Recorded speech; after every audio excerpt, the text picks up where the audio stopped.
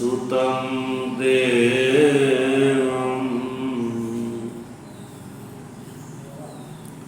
कंसचाणूरमर्दनं देवकी परमानन्दं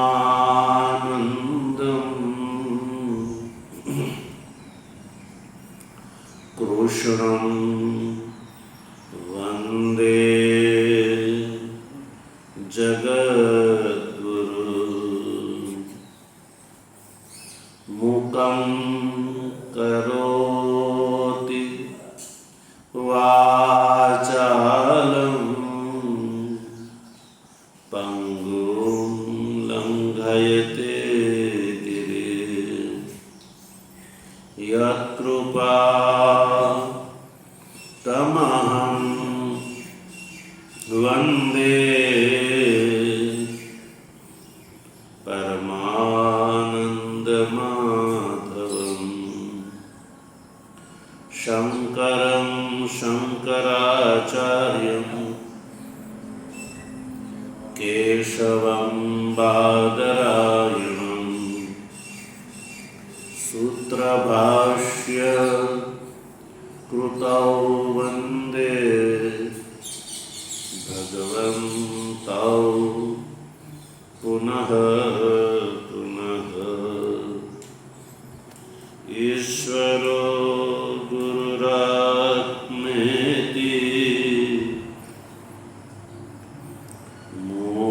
मूर्तिभेद विभागिने व्योमवत् व्याप्तदेहाय दक्षिणामूर्तये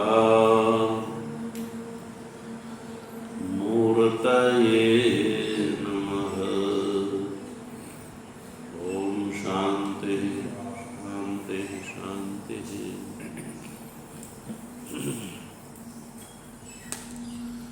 तत्व जिज्ञासु सज्जनों, ભગવાનની પરમાનુકંપાથી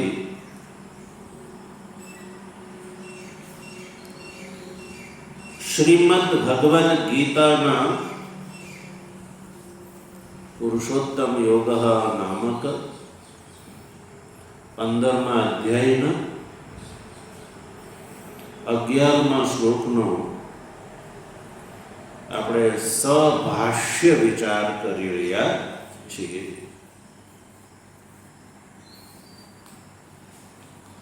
तो 10મા શ્લોકમાં ભગવાને કહ્યું કે પશ્યંતિ જ્ઞાન ચક્ષુષ વિમૂઢા નાનુપશ્યંતિ જ્ઞાન ચક્ષુષ પશ્યંતિ।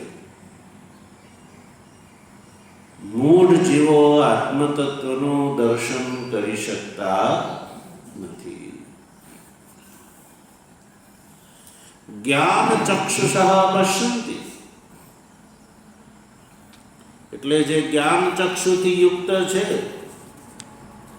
એ આ આત્મતત્વનું દર્શન કરી શકે છે।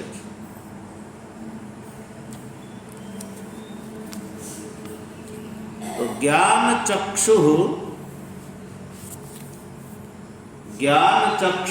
શબ્દનો અર્થ ભાષ્યકારે કર્યો તો કે પ્રમાણ જનિત જ્ઞાન ચક્ષુ।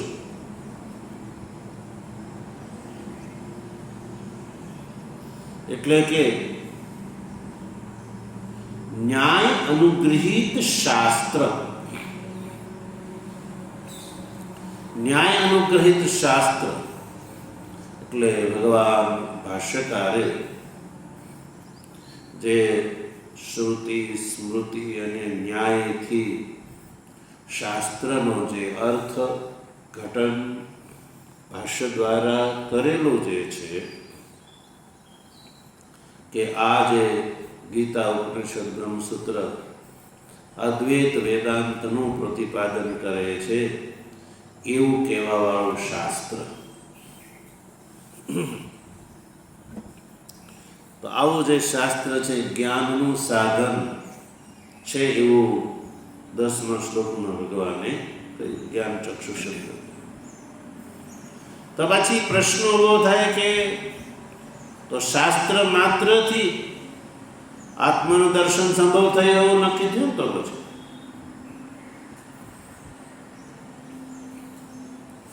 તો એ વાત કોઈ પકડી ન રાખે, એવું નક્કી ન સમજી લે કે શાસ્ત્ર માત્રથી આત્માનું દર્શન થઈ શકે છે એવું ન માની લે. એટલે 11મા શ્લોકમાં આ વાતની સ્પષ્ટતા કરે છે ભગવાન કે યતંતઃ યોગિનઃ ચ એનમ આત્મનિ અવસ્થિતમ પશ્યન્તિ. યતંતઃ યોગિનઃ એનમ આત્મનિ અવસ્થિતમ પશ્યન્તિ. ભગવાન એમાં એવું કહ્યું કે જે યત્ન કરવાવાળો જે યોગી છે એ આ પ્રકૃત આત્માને પોતાના અંતઃકરણની અંદર અવસ્થિત જોડે છે. તો આ શ્લોકના પૂર્વાર્ધમાં અધિકારીના 2 લક્ષણ બધા, એક યતંતથી અને એક યોગિનઃ. તો અધિકારી કેવો હોવો જોઈએ? પ્રયત્ન કરવાવાળો અને યોગી હોવો જોઈએ. તો એ આત્મ તત્વનું દર્શન કરી શકે છે. તો પ્રશ્ન ઉભો થાય, ભગવાને તો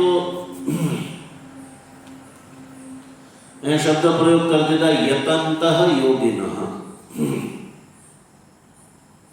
તો વર્તમાન કાળમાં આ સંદર્ભમાં આ 2 શબ્દોના અર્થ ગીતા અભિપ્રેત કરવા પડે,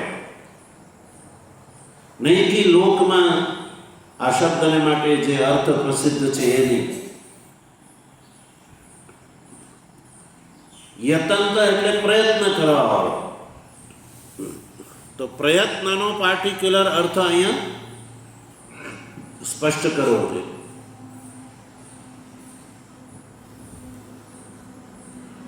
પ્રયત્ન શબ્દ ઘણા બધા અર્થ માટે વપરાય. જે કસરત કરતો હોય તો એ શું કહેવાય? પ્રયત્ન કરતો કહેવાય. એટલે ભગવાન શ્રી કૃષ્ણના કહેવાના સંદર્ભમાં પ્રયત્ન શબ્દથી શું ગ્રાહ્ય છે એ સ્પષ્ટ કરવું જરૂરી છે. એટલે ભગવાન ભાષ્યકાર છે એ યતંતઃ એ જે પદ છે 11મા શ્લોકના પૂર્વાર્ધમાં એનું ભાષ્ય કર્યું પ્રયત્નમ કુર્વંતઃ. પ્રયત્ન કરવા. તો પાછો અર્થ તો શું થયો? પ્રયત્ન કરવા. તોય હજી ક્લિયર થયું નહીં કે પ્રયત્ન કરવા વાળો જે છે, ભોજન બનાવી રહ્યો છે એ શું કહેવાય? પ્રયત્ન કરી રહ્યો છે. ખેતી કરવા વાળો એ શું કહેવાય? એ બધા માટે. એટલે હજી અર્થ ક્લિયર થયો નહીં. એટલે આવી જ વાત આવે ને તો ત્યાં ભાષ્ય ઉપર ટીકા કરી છે. ભાષ્ય ટીકાકાર આનંદગીરી ગીતાના અર્થને ખોલવા માટે શાંકર ભાષ્ય, અને શાંકર ભાષ્યમાં પણ જ્યારે આવા કોઈ સ્થળ આવે, આવું સ્થળ આવે કે ભાષ્યથી પણ જે અર્થ સ્પષ્ટ ન થતો હોય તો એવી જગ્યાએ ભાષ્યકારના અભિપ્રાયને બતાવવા માટે ભાષ્ય ઉપર એક વ્યાખ્યા છે આનંદગીરી ટીકા. આનંદગીરી જે ભગવાન શંકરાચાર્યના શિષ્ય હતા, જે તોટકાચાર્યને પણ આનંદગીરી કહેવામાં આવે છે, એવું પણ છે. એમણે આ ભગવાન શંકરાચાર્યના ભાષ્ય ઉપર વ્યાખ્યા કરી છે. વ્યાખ્યા એટલે ભગવાન ભાષ્યકારના ભાષ્યને વ્યાખ્યાયિત કરતી વ્યાખ્યાન કરવાવાળી વ્યાખ્યા. એટલે ભગવાન શંકરાચાર્યનો અભિપ્રાય આવા દુરૂપ સ્થળે જે બતાવે તો એ આનંદગીરીજીએ પ્રયત્ન કુર્વંતઃ એ જે પદ છે એનો અર્થ કર્યો પ્રયત્ન શ્રવણ મનનાત્મક. પ્રયત્નનો અર્થ બિલકુલ એક એવો સ્પષ્ટ લેવાનો છે કે શ્રવણ અને મનન, શાસ્ત્રનું શ્રવણ અને મનન, શ્રવણાત્મક પ્રયત્ન અને મનનાત્મક પ્રયત્ન. કારણ કે આ સંન્યાસીનો વિષય છે. તો સંન્યાસીને માટે પ્રયત્ન શું? શાસ્ત્રનું શ્રવણ અને મનન. એના માટે કંઈ ખેતી નથી, એના માટે કંઈ ગ્રહસ્થાશ્રમ, એના માટે કંઈ બીજી કંઈ કાર્ય શેષ રહેતું. શ્રવણ અને મનનાત્મક. એટલે આનંદગીરીજી લખે પ્રયત્ન શ્રવણ મનનાત્મક. પ્રયત્ન કુર્વંતઃ એમાં પ્રયત્ન શબ્દનો અર્થ છે શ્રવણ મનનાત્મક. હવે જો ત્યાં જોઈએ યતંતઃ એ પદનો અર્થ ભાષ્યકારે કર્યો પ્રયત્ન કુર્વંત. તો હવે આપણે અર્થ શું ગ્રહણ કરવાનું? એ શ્રવણ મનનાત્મક પ્રયત્ન કુર્વંતઃ. અને પછી યોગિનઃ. યોગિનઃ એટલે યોગ દર્શનના અનુયાયીને પણ યોગી કહેવામાં આવે. આપણે ત્યાં 6 દર્શનનો વિકાસ થયો છે. કેટલા? 6 દર્શન. ન્યાય, વૈશેષિક, સાંખ્ય, યોગ, પૂર્વ મીમાંસા અને ઉત્તર મીમાંસા. આ 6 આસ્તિક દર્શન કહેવામાં આવે છે. અને આ 6 આસ્તિક દર્શનમાં એક દર્શનનું નામ છે યોગ દર્શન, જેના આચાર્ય છે મહર્ષિ પતંજલિ. તો પતંજલિના મતાનુયાયીને પણ યોગી કહેવામાં આવે છે. બહુવચનમાં યોગી ન, તો એને પણ યોગી કહેવામાં આવે છે. એટલે શું ભગવાન શ્રી કૃષ્ણ અહીં યોગીન એ પદનો પ્રયોગ કર્યો તો શું પાતંજલ મતાનુયાયીનું અહીંયા ગ્રહણ કરે છે? નહીં. યોગીના તે અભિપ્રાય છે કે જેને પોતાના ચિત્તને સમાહિત કરી લીધું છે, એવો અહીંયા યોગી શબ્દથી ગ્રાહ્ય છે. એટલે યોગીન ચ એનો અર્થ ભાષ્યમાં શું કર્યું? સમાહિત ચિત્તા. યોગિનશ્ચ પછી શું છે? સમાહિત ચિત્તા. એટલે જેણે પોતાના મનને સમાહિત કરી લીધું છે. યોગ દર્શનના સંદર્ભમાં પણ યોગી એને જ કહેવામાં આવે છે કે જેણે પોતાના મનને નિરુદ્ધ કરી દીધો. ત્યાં નિરોધ શબ્દનો પ્રયોગ છે. ચિત્તવૃત્તિ નિરોધ. યોગસ ચિત્તવૃત્તિ નિરોધ એ પતંજલિનું સૂત્ર છે. યોગ કોને કહેવામાં આવે? તો કે જેને ચિત્તવૃત્તિનો નિરોધ કરવામાં જે ક્રિયા કારણ છે એને યોગ કહેવામાં આવે છે.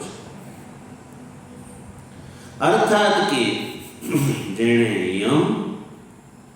નિયમ, આસન, પ્રાણાયામ, પ્રત્યાહાર, ધારણા, ધ્યાન અને સમાધિ, આ યોગના 8 અંગ છે. આ 8 અંગ પૂર્વક જેને પ્રયત્ન કર્યો અને જેનું ચિત્ત નિરુદ્ધ થઈ ગયું તો એને પણ યોગી કહેવામાં આવે છે. તો એ અર્થ તો ત્યાં ઘટી ગયો. એને ચિત્તને શું કર્યું? નિરુદ્ધ કરી દીધું. અને અહીંયા ચિત્તને સમાહિત કરવાનું. બેનો લાભ તો બેનો એક જ સરખો થયો. સિદ્ધાંતમાં ફેર. ત્યાં સંસારને સત્ય માનવામાં આવ્યો છે. યોગ દર્શનકાર એવું કહે છે સંસાર સત્ય છે, અને સંસાર પ્રત્યે સત્ય બુદ્ધિ અને ચિત્તને નિરુદ્ધ કરવાનું. જ્યારે અહીંયા વેદાંત દર્શનમાં સંસાર મિથ્યા છે, અનિત્ય છે. એટલે પછી મિથ્યાની અંદર મન રહે ખરું? ના રહે. એટલે મન સમાહિત થઈ જાય આપોઆપ. જો દ્રષ્ટિ નક્કી થઈ જાય, ઝાંઝવાના જળમાં મન લેવા માટે દોડે. એટલા મારે પાણી પીવું છે, કેટલું સરસ જળ જાય છે, તો નક્કી થઈ ગયું કે એ કેવલ મૃત જળ છે. તો જેમ લેવા માટેની પ્રવૃત્તિ નથી થતી, ત્યાં તમારા મનને નિરુદ્ધ કરવું પડતું, સમાહિત થઈ ગઈ છે. તો અહીંયા યોગીનાનો અર્થ છે સમાહિત ચિત્ત.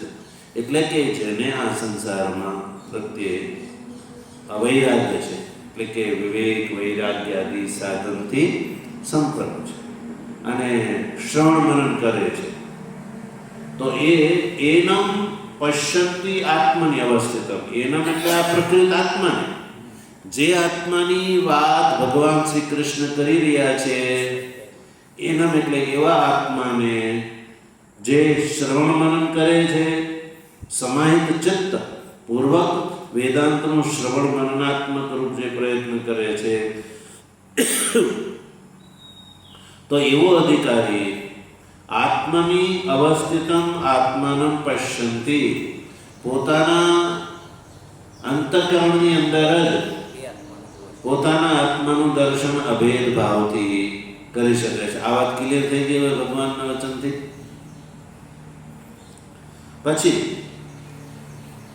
ઉત્તરાર્ધમાં એક વાત કરી કે કેવલ શ્રવણ મનનાત્મક પ્રયત્ન માત્રથી આત્મનું દર્શન સંભવ નથી. એક વધારે સાધન ભગવાન જોડવા માંગે છે.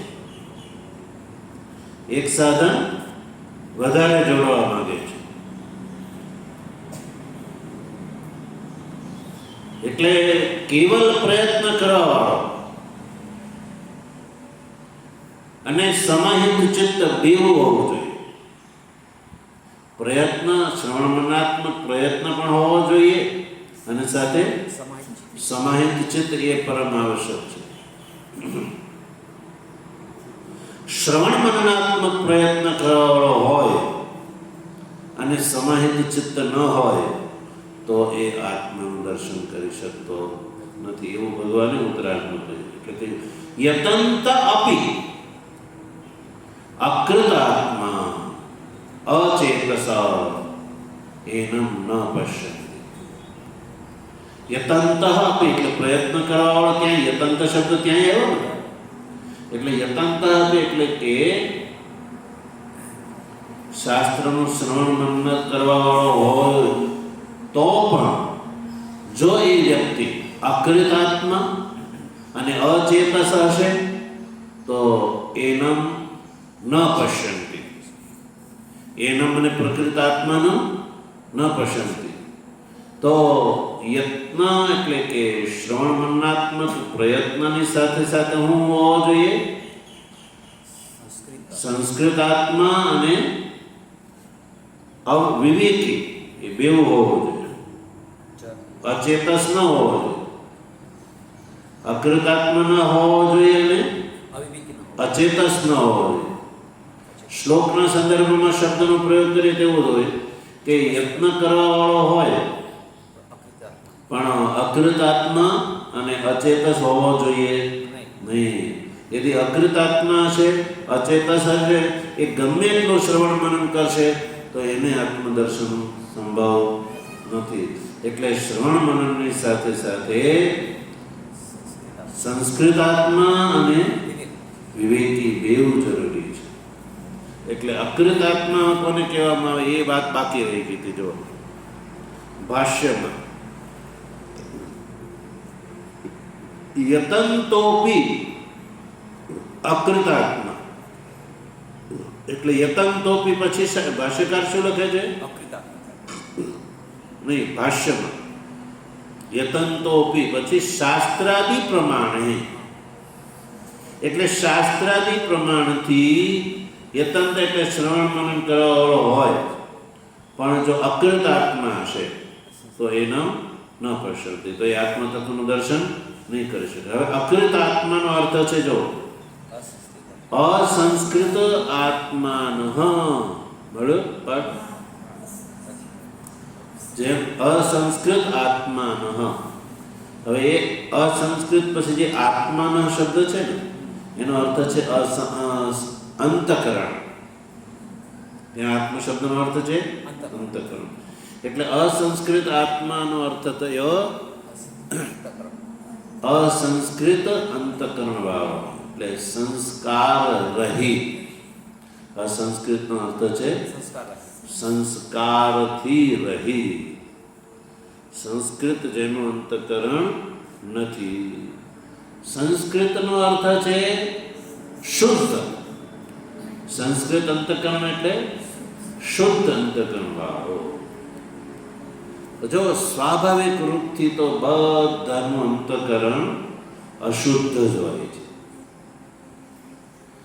શુદ્ધિ તો પ્રયત્નથી થાય છે, નહીં તો જો કોઈ વસ્તુને અશુદ્ધ કરવા માટે પ્રયત્ન નથી કરવો પડતો. વાસણ એ પડ્યું છે, એકની એક જગ્યાએ 2 દી રહે, 5 દી રહે, તો એ શું થવા લાગે છે? અશુદ્ધ થવા લાગે છે. હવે જ્યારે એ પાત્રને આપણે એ પાત્રનો આપણે પ્રયોગ કરવો છે અને પ્રયોગમાં લેવું છે, તો પછી એને શું કરવું પડશે? એને શુદ્ધ કરવું પડે, માંજી અને એને શુદ્ધ કરવું પડશે. એમ આપણું અંતકરણ પણ એ પાત્ર સદૃશ છે. જો ધ્યાન ન રાખવામાં આવે તો આપણું અંતકરણ પણ દૂષિત થતું જાય છે. એટલે એને શુદ્ધ કરવું જરૂરી છે. તો ચાલો, મેલું પાત્ર છે એને તો મૃતિકા વડે યા અન્ય કોઈ પદાર્થથી એને શુદ્ધ કરી શકાય. એટલે એ ફરીવાર એ વાપરવા યોગ્ય બની જાય છે પાત્ર. ધાતુ વગેરેના પાત્ર છે એને જળ મૃતિકાથી સાફ કરવાથી એ ફરીવાર પ્રયોગમાં લેવા યોગ્ય થઈ જાય છે. તો અંતકરણ જે છે એ જ્યારે અસંસ્કૃત થઈ ગયું છે તો એ આત્મદર્શન માટે યોગ્ય ગણાતું નથી. તો હવે જ્યારે એને ફરીવાર આત્મદર્શન કરવા માટે જ્યારે એને ફરીવાર પ્રયોગમાં લેવું હોય તો એને શું કરવું પડશે? શુદ્ધ કરવું પડશે. તો શુદ્ધ કરવા માટેના ભગવાન ભાષ્યકારે અહીંયા આડકતરી રીતે 2 સાધનો બતાવી દીધા: તપ અને ઇન્દ્રિયોનો જય. જો આગળ, તપસા ઇન્દ્રિય જયેન ચ,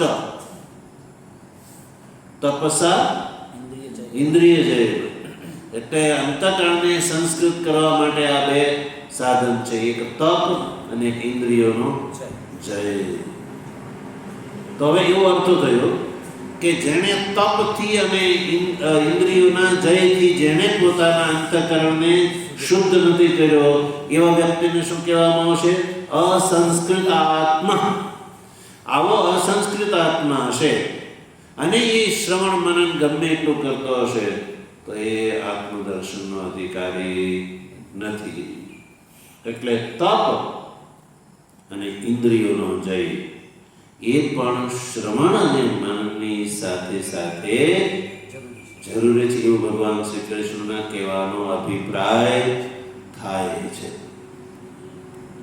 ભગવાન શ્રી કૃષ્ણના કથનમાં આવું રહસ્ય ભરેલું છે. એ ગમે એવું થોથું ટ્રાન્સલેશન કરેલું હશે એનાથી આ ખબર પડે. ટ્રાન્સલેશન કરેલા માત્રથી શ્લોકનું ગુજરાતી યા હિન્દી ભાષાંતર કરેલું હોય તો એનાથી આ ખબર પડશે નહીં. ભગવાન શંકરાચાર્ય દ્વારા કૃત ભાષ્ય વગર ગીતાનો અર્થ સ્પષ્ટ થઈ શકે નહીં. એટલે તપ અને ઇન્દ્રિય જય આ 2 સાધન ભાષ્યકારે અંતકરણને માંજવાના સાધન બતાવી દીધા. એટલે જો તપસા ઇન્દ્રિય જયેન ચ દુશ્ચરિતાદ અનઉપરતા.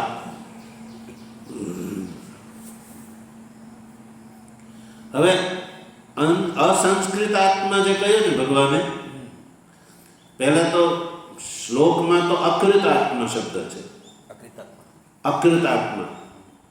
તો અકૃત આત્માના ભાષ્યકારે 3 અર્થ બતાવ્યા છે અકૃત આત્માના. એક તો અસંસ્કૃત આત્મા, પછી દુશ્ચરિતા અનઉપરતા, દુશ્ચરિત્રથી જે અનઉપરત છે, ઉપરાંત થયેલો નથી, એટલે ખોટા કર્મોથી જે એટલે ખોટા કર્મોમાં જે લાગેલો છે. પછી અશાંત દર્પ, અશાંત દર્પાત્માન,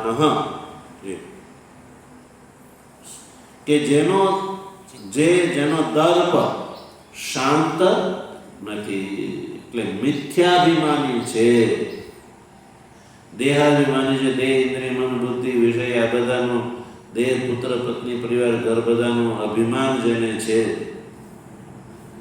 એવો વ્યક્તિને અસંસ્કૃત આત્મા કહેવામાં આવે છે. એટલે દુશ્ચરિત્રથી જે ઉપરત નથી અને દર્પ જેનો શાંત નથી, અશાંત દર્પાત્માન. તો ભગવાનના કહેવાનો અભિપ્રાય એ થયો કે જે દુશ્ચરિત્રથી અનુપરત અને અશાંત દર્પા ભલે ગમે એટલો પ્રયત્ન કરે, શ્રવણ મનન કર્યા જ કરે, તો પણ પ્રયત્ન કુર્વંતો અપી, એવું કહ્યું, પ્રયત્ન કુર્વંતો અપી. હવે અહીંયા પણ પ્રયત્ન શબ્દનો અર્થ શું લેવાનો? પહેલો જ શ્રવણ મનન.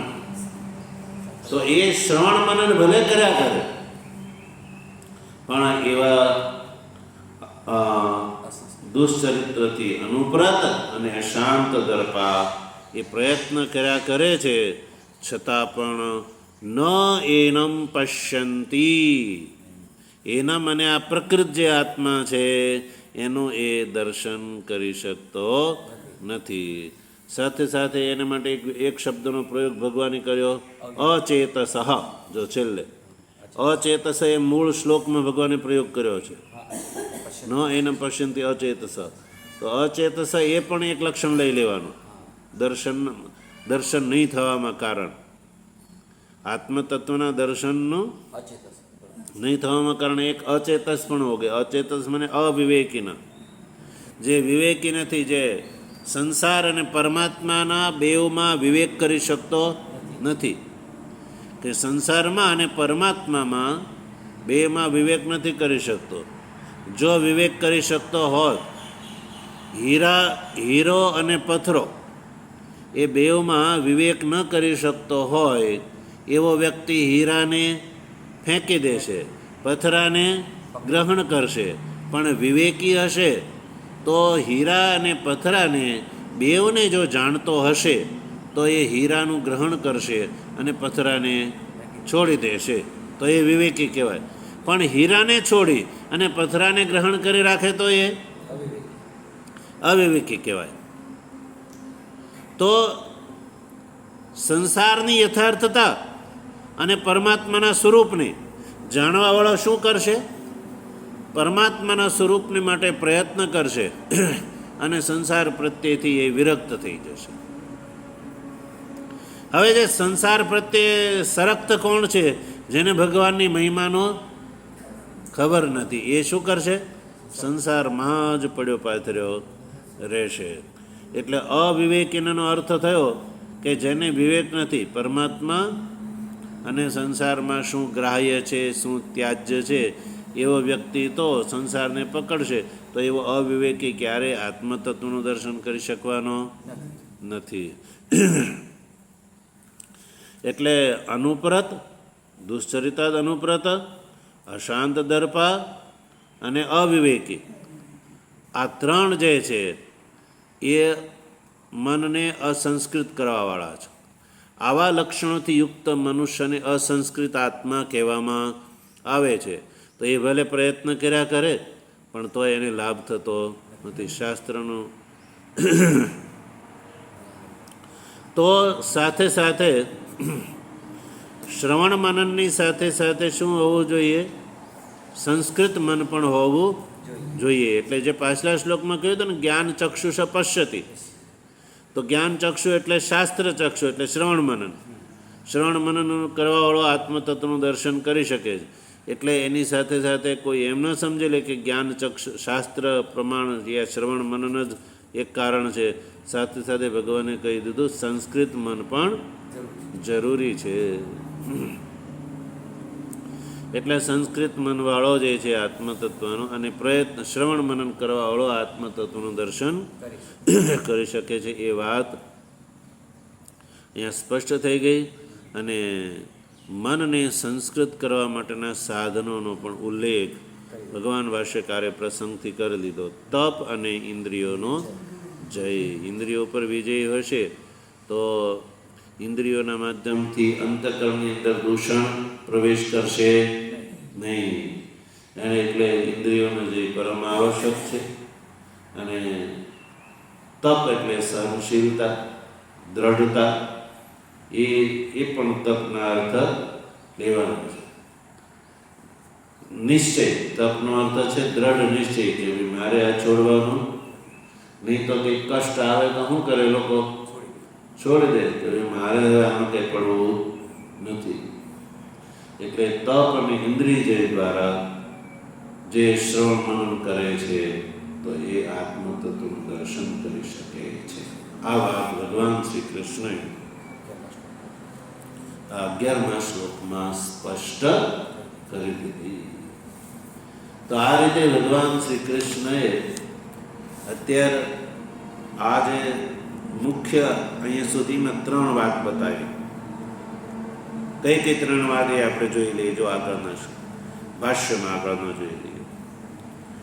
યત પદમ સર્વસ્ય અવભાસકમપી અગ્ન્યાદિત્યાદિકમ જ્યોતિર્ન અવભાસયતે. એક વાત. યત પ્રાપ્તાશ્ચ મુમુક્ષુવઃ પુનઃ સંસાર અભિમુખા ન નિવર્તન્તે. આ બીજી વાત. યસ્ય ચ પદસ્ય ઉપાધિ ભેદમ અનુવિધીયમાના જીવા ઘટાકાશાદય ઇવ આકાશસ્ય અંશઃ. આ 3 વાતનો ઉલ્લેખ કર્યો ને એને આપણે પકડીને રાખવાની છે. તો ભગવાને આ એટલા સુધીના ગ્રંથમાં શું બતાવ્યું કે આ જે પદ, આ પદને આદિત્યાદિ સર્વાઉભાસક હોવા છતાં પણ આદિત્યાદિ જ્યોતિ સર્વાઉભાસક છે, બધાને પ્રકાશિત કરી શકે છે આદિત્યાદિ. પણ સર્વાઉભાસકમપી અગ્ન્યાદિકમ જ્યોતિ યત્પદમ ન અવભાસયતે. જે પદને પ્રકાશિત કરી શકતા નથી એ પદ સર્વાત્મા છે અને સર્વ વ્યવહારનો આસ્પદ છે એવું ભગવાન આગળ બતાવશે. પછી બીજું, યત પ્રાપ્તાશ્ચ એટલે જેને પ્રાપ્ત કરી લે છે મુમુક્ષુ, તો પુનઃ એને સંસારમાં પાછું આવવું પડતું નથી.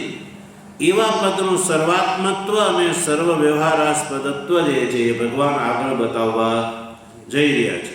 ત્રીજી વાત કે જે પદને નહીં જાણવાના કારણે ભેદનું અનુવેદન કરીને ઘટાકાશની જેમ જીવો જે છે એ પરમાત્માના અંશ છે, જે પદના અંશ છે, એ જે પદ છે એ સર્વાત્મા છે અને સર્વ વ્યવહારનો આસ્પદ છે એવું ભગવાન આગળના 4 શ્લોકથી બતાવશે. એટલે 4 શ્લોકના સમૂહથી ભગવાન એવું બતાવશે કે આ જે આત્મા છે એ સર્વાત્મા છે અને સર્વ વ્યવહારનો એ આશ્રય છે એવું આગળ બતાવશે. અત્યાર સુધી એને માટે એવું કહ્યું એ આત્માને માટે કે અગ્નિ આદિત્યાદિ જ્યોતિઓ એ આત્માને પ્રકાશિત કરી શકતા નથી. પછી મુમુક્ષુ જે આત્માને પ્રાપ્ત કરીને એને જન્મ મરણમાં પાછું આવવું પડતું નથી. અને એવું કહ્યું કે જેને નહીં જાણીને જીવ ભાવ જતો નથી. જીવ ભાવ જે છે, જીવ એ પરમાત્માનો અંશ છે. ઉપાધિ ભેદના કારણે જ જીવ પરમાત્માનો અંશ છે, ઘટાકાશની જેમ. આવો જે હવે આત્મા છે એ આત્માની એક વધારે ઓળખાણ થાય એ માટે થઈને આ આત્મા સર્વાત્મા છે અને સર્વ વ્યવહારનો આસ્પદ છે એવું ભગવાન આગળ બતાવશે. ભગવાનની કૃપા હશે તો એનો વિચાર આપણે આગળ કરીશું.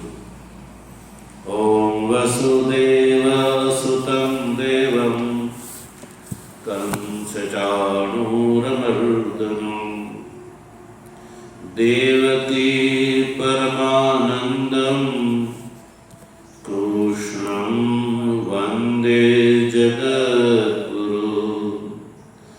મૂકં કરોતિ વાચાલં પંગું લંઘયતે ગિરિં યત્કૃપાતમહં વંદે પરમાનંદમાધવં. શંકરં શંકરાચાર્યં કેશવં બાદરાયણં સૂત્રભાષ્યકૃતૌ વંદે ભગવन्तૌ પુનઃ પુનઃ. ઈશ્વરો ગુરુરાત્મેતિ મૂર્તિભેદ વિભાગિને વ્યોમવત વ્યાપ્તદેહાય દક્ષિણામૂર્તયે નમઃ. ઓમ શાંતિ શાંતિ શાંતિ. સદગુરુદેવની સનાતન ધર્મની આદ્ય જગદ્ગુરુ શ્રી શંકરા